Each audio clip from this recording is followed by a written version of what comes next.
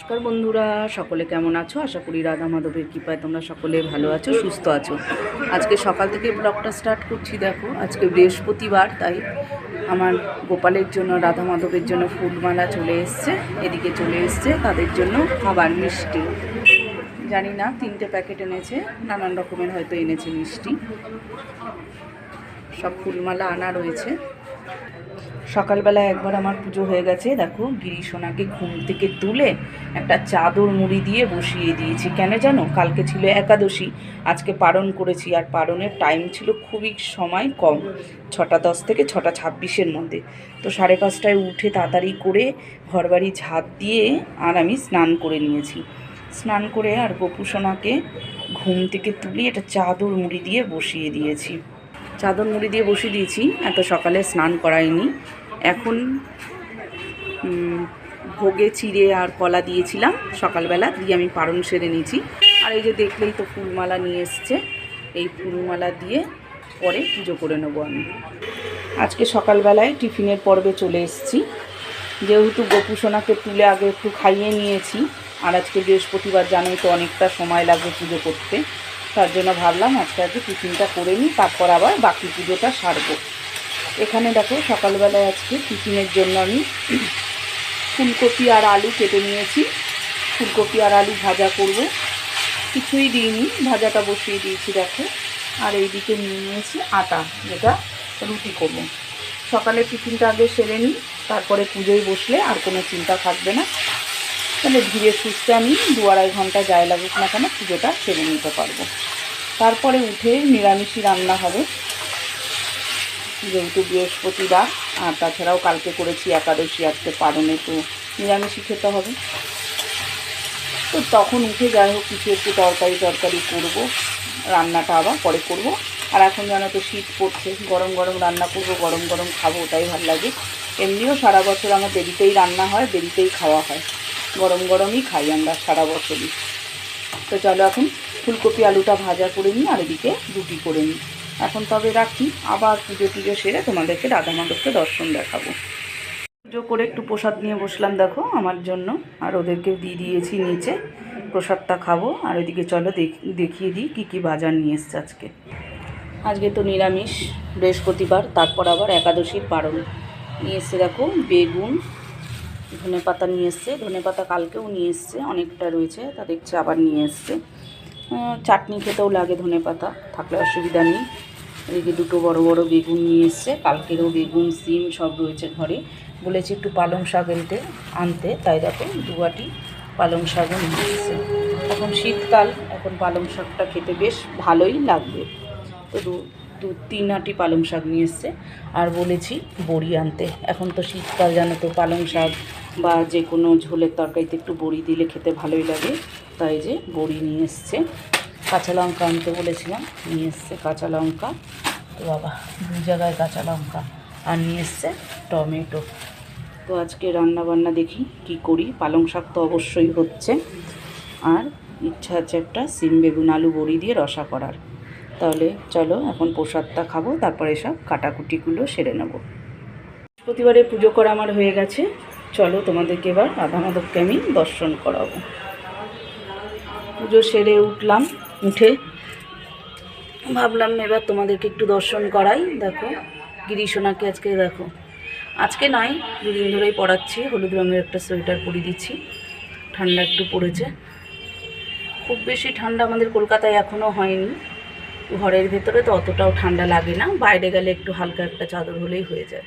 তা গুবলু সোনাকে পরিয়ে দিয়েছি, আর কাউকে এখনও শীতের পোশাক পরানো হয়নি। সকলকেই দর্শন করো। প্রত্যেক বছরই ঠান্ডার সময় সবাইকেই পরিয়ে দিই শীতের চাদরগুলো। এবছর এখনও পরানো হয়নি, শুধু গুবলুকেই পরিয়ে দিয়েছি। তাহলে পুজো হয়ে গেছে, প্রসাদ দর্শন করো। এবার আমি প্রসাদটা নামিয়ে নেব, তারপরে আবার রান্না বান্নায়। এখন তবে রাখি, রেখে প্রসাদটাকে নামিয়ে নিই। রান্নাটা বসিয়েই দিলাম। দেখো এখানে কেটে নিয়েছি পালং শাক করব, তার জন্য বেগুন, মূলো, আলু ছোট ছোট করে কেটে নিয়েছি। এতে সিম দিচ্ছি না, আলু, বেগুন আর তোমার মূলো দিয়েছি। আর এই যে পালং শাকটা বেশ কয়েকবার ধুয়েছি, ধুয়ে আবার জলে ভিজিয়েছি। এখন জল থেকে তুলে নেব ঝুড়ির মধ্যে। জলটাকে ঝরিয়ে নেবো। ওইদিকে ভাত বসিয়ে দিয়েছি আর এদিকে বসিয়ে দিয়েছি দেখো কড়াই, তাতে তেল দিয়ে দিয়েছি। আগে বড়িগুলোকে ভেজে নেবো। এই দেখো বেশ খানিকটা বড়ি নিয়েছি, কেননা এটা দুটো তরকারিতে দেবো। পালং শাকে দেবো কিছুটা, আর কিছুটা দেবো আলু বেগুন সিম দিয়ে যে রসাটা করবো সেই রসার মধ্যে। আগে আমি বড়িগুলোকে একটু লাল লাল করে ভেজে তুলে নেব। এবার ওই তেলের মধ্যেই দিয়ে দেবো আমি ফোড়নে 5 ফোড়ন, বেশ খানিকটা 5 ফোড়ন দিয়ে দিলাম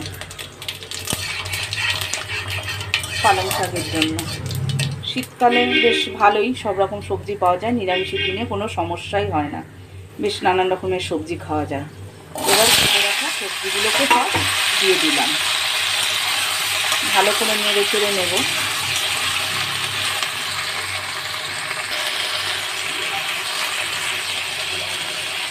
লবণ দিয়ে দিলাম, এবার দিয়ে দেবো হলুদ গুঁড়ো, আর তার সাথে দিয়ে দেবো বেশ কয়েকটা লঙ্কা 2 অর্ধেক করে মাঝখান থেকে দিয়ে দিলাম।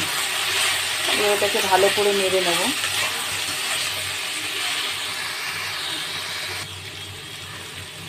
এবার যে শাকটা ধুয়ে রেখেছিলাম সেটাকে দিয়ে দিলাম।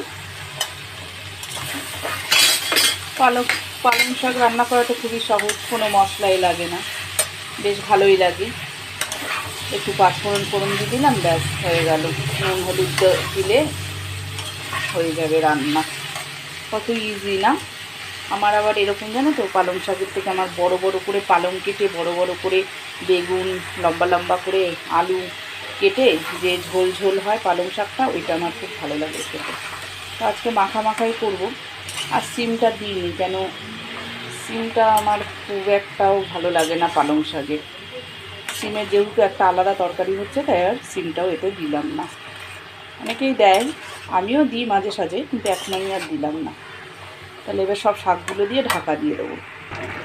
দেখেছো শাক থেকে কত জল বেরিয়েছে, শাক থেকে আর বেগুন থেকে যা জল বেরিয়েছে, তাতেই আলু মূলো সব সেদ্ধ হয়ে গেছে।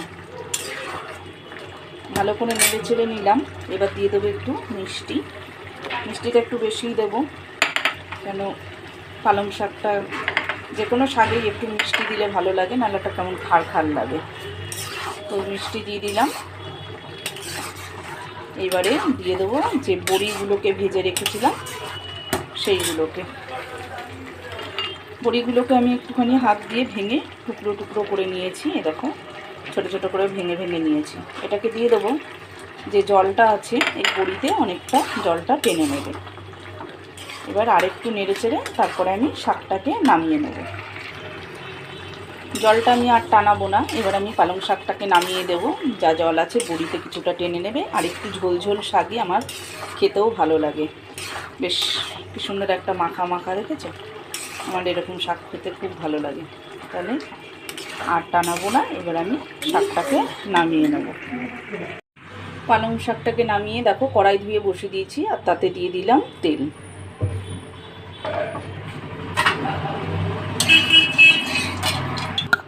বেশ খানিকটা তেল দিয়ে দিয়েছি। এবারে ফোড়নে দিয়ে দিলাম আবারও 5 ফোড়ন। যেহেতু এটা সবজির তরকারি, তাই 5 ফোড়নটা দিলে একটু বেশি ভালোই টেস্ট হয়। এই তরকারিটা আমার খুব প্রিয় শীতকালে। ফোড়নের জন্য 5 ফোড়ন তো দিয়ে দিলাম। আজকে সব তরকারি আমি কাঁচা লঙ্কা দিয়েই করব, কোনো গুঁড়ো লঙ্কা ব্যবহার করছি না। এবারে দেখো লম্বা লম্বা করে আলু কেটে রেখেছি, সেটা দিয়ে দিলাম। আগে আলুটাকে দিয়ে দিলাম, আলুটাকে হালকা একটু নেড়ে নেব, তারপরে সিম বেগুনটাকে দেব। দিয়ে দেবো একটু লবণ আর একটু হলুদ দিয়ে ভালো করে আলুটাকে নেড়ে নেব।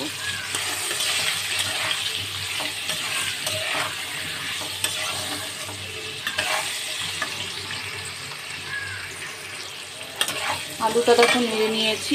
এবার আমি সিম আর বেগুনটাকে দিয়ে দেবো। সিম বেগুনটাকে দিয়েও ভালো করে আমি নেড়ে নেব, আর একটু হালকা ভাজা ভাজা করে নেব সিম বেগুনটা। হালকা নেড়ে নেওয়ার পরে দেখো আরও একটু নুন দিয়ে দিলাম, কেন তখন আমি অল্পই দিয়েছিলাম। আরও একটু হলুদ গুঁড়ো দিয়ে দিলাম, আর তার সাথে দিয়ে দিচ্ছি কয়েকটা কাঁচা লঙ্কা 2 অর্ধেক করে। আজকে তো বললাম তরকারিতে কোনো গুঁড়ো লঙ্কা দেবো না, সব কাঁচা লঙ্কা দিয়েই করবো। তো কাঁচা লঙ্কায় দিলাম। এবার একটু আবারও নেড়ে চেড়ে নেব। মশলা বলতে দেবো শুধু একটু দেখো জিরের গুঁড়ো। তোমরা চাইলে আদা জিরে বাটাও দিতে পারো। আদা জিরে আর বাটলাম না, জিরের গুঁড়োটা আছে সেটাই অল্প করে দিয়ে দিলাম। জিরের গুঁড়োটা দিয়েও ভালো করে নেড়ে নেব।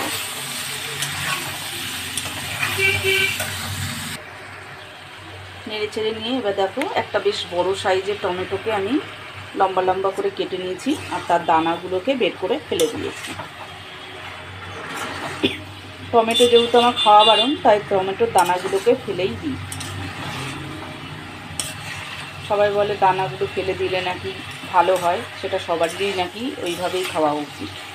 যাই হোক, আমি যেটুকু শুনেছি সেজন্য দানা ফেলেই করি।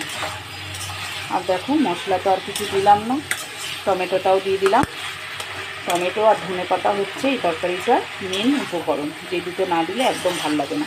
আর টমেটোটা ঘুটে গেলেও ভালো লাগবে না, তাই টমেটোটা একটু লাস্টের দিকেই দিলাম। টমেটোটা দিয়ে বেশি ভাজলাম না, টমেটোটা যাতে একটু গোটা গোটা থাকে। এবার দিয়ে দেবো আমি এতে জল। আজকে জলটা গরম করে রাখা হয়নি, ঠান্ডা জলই দিয়ে দিচ্ছি। গরম জলটা দিলে বেশি ভালো হতো, তোমরা গরম জলটাই দিবে তরকারিতে। আমিও গরম জল দিই, কিন্তু আজকে গরম জল করা হয়নি। ব্যাস একটু বেশি করে জল দিয়ে দিলাম। এবার এটা খুব ভালো করে ফুটবে আর আলু বেগুন টেগুন সিম সব সেদ্ধ হয়ে যাবে। ঢাকাও দিয়ে দিলাম। সেদ্ধ হয়ে গেলে বড়ি দেবো।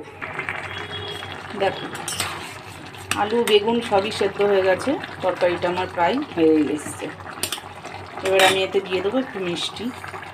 নিরামিষ সব তরকারিতেই একটু মিষ্টি পড়ে, নাহলে খেতে ভালো লাগে না। আর বিশেষ করে সবজি থাকলে, সিম বেগুন সবজি দিয়ে যে কোনো তরকারি রান্না করলে একটু মিষ্টি না দিলে ভালোও লাগে না। তা আমি মাছের ঝোলেও একটু করে দিই, কিন্তু নিরামিষ সবজিতে একটু মিষ্টিটা বেশি দিই।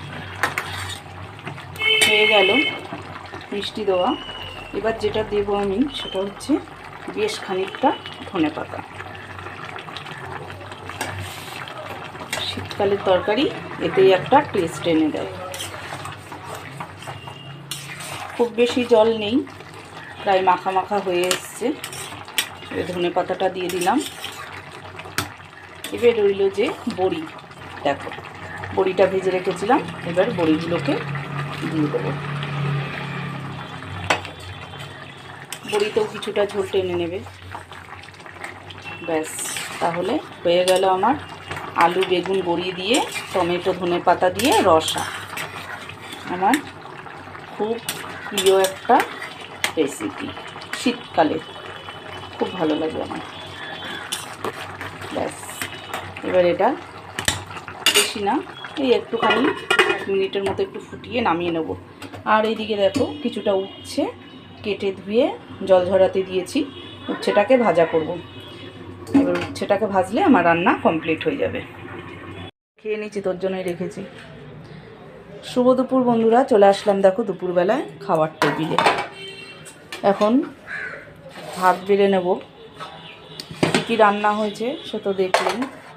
এখানে হয়েছে পালং শাক, গরম গরম ভাত। আমার আবার নিরামিষের দিন খুব তাড়াতাড়ি খিদে পেয়ে যায়। এদিকে হয়েছে গরম গরম উচ্ছে ভাজা। সব খাবারই গরম গরম গরম খেতে বেশ ভালোই লাগে। আর এদিকে দেখো থালাও নিয়ে নিয়েছি, এখন ভাত বাড়বো। আর এদিকে এই যে রসাটা করলাম আলু বেগুন বড়ি ধনেপাতা টমেটো দিয়ে, সেটা এখন গরম গরম ভাত বেড়ে নেব।